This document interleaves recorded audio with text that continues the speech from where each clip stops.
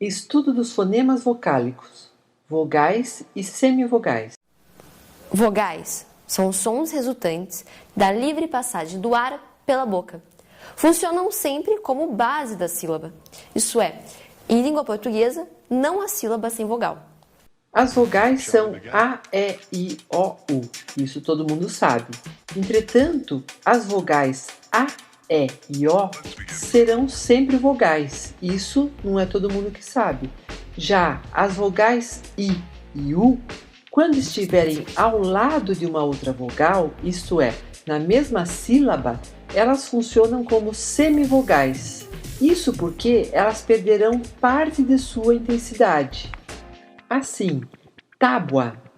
Na pronúncia da palavra, o U fica mais fraco e o A mais forte, portanto, ele atua como uma semivogal. Dividindo em sílabas, tá, o A. Sílaba é o grupo de fonemas pronunciados de uma vez só. Vejamos outro exemplo. Série. O I atua como semivogal, pois forma uma sílaba com a vogal E. Observação. Em cada sílaba só existe uma vogal. Vejamos a palavra Paraguai. Na última sílaba temos a vogal A ladeada pelas duas semivogais U e I. O M e o N nos finais de sílabas podem funcionar como semivogais. Assim, bem, também. Os critérios usados para se classificar os fonemas vocálicos são: quanto à zona de articulação, posição da língua, abertura da boca e movimento dos lábios. As vogais podem ser médias, no caso a letra a língua permanece baixa, por exemplo, mala, caso. Posteriores, no caso as letras O, U. O dorso da língua se eleva, recuando em direção ao véu palatino. O véu palatino é o que provoca o fechamento parcial da boca e o arredondamento progressivo dos lábios. Por exemplo, mole, molho, mula. E anteriores, e, I.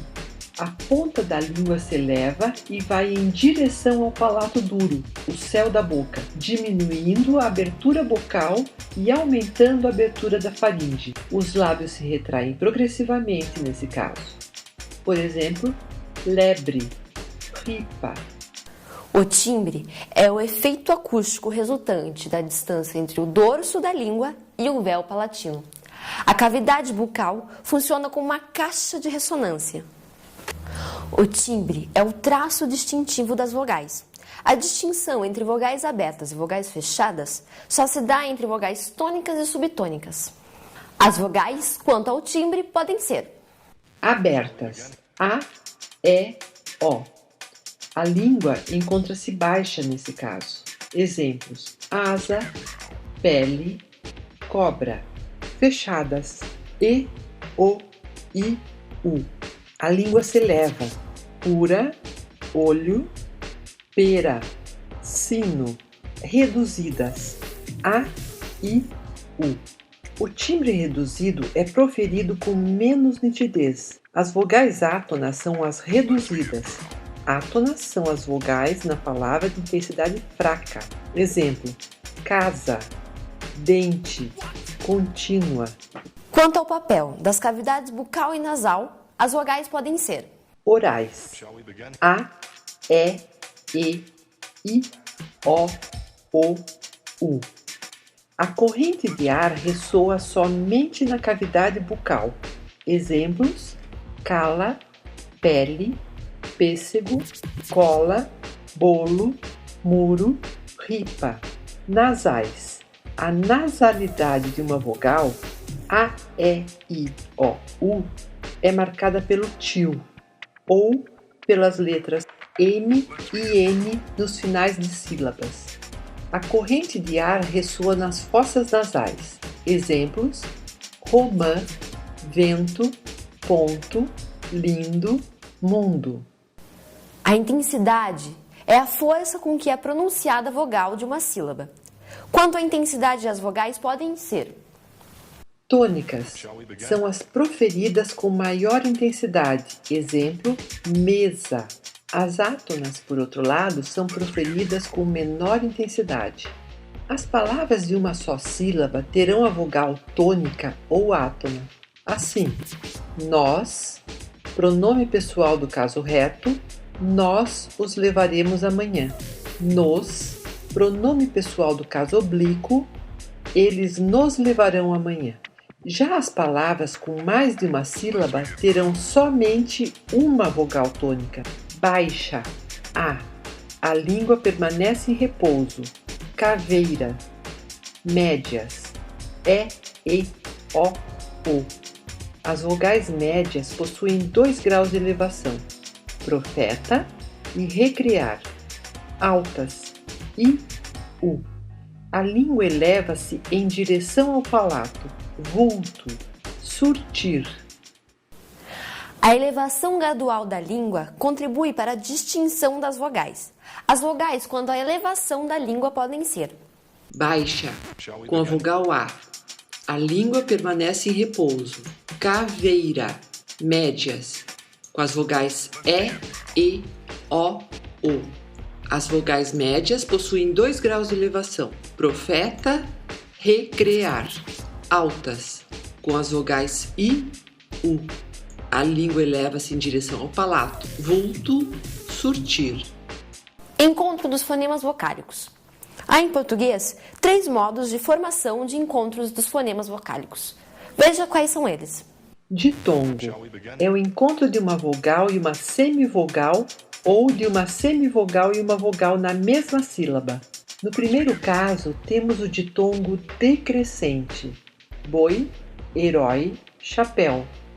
No segundo caso, temos o ditongo crescente: régua, espécie, tolerância.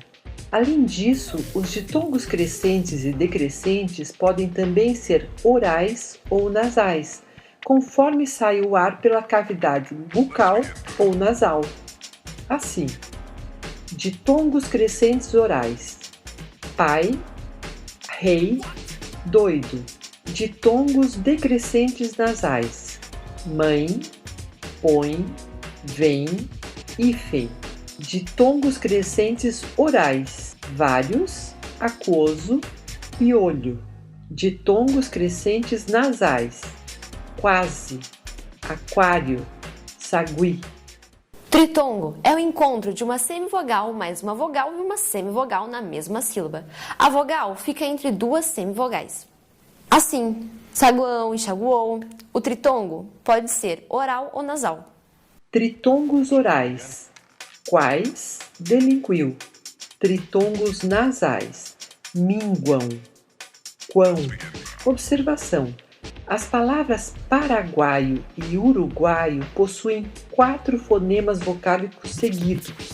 Alguns gramáticos, como por exemplo Evanildo Bechara, autor da obra Moderna Gramática Portuguesa, os arrolam como tritongos.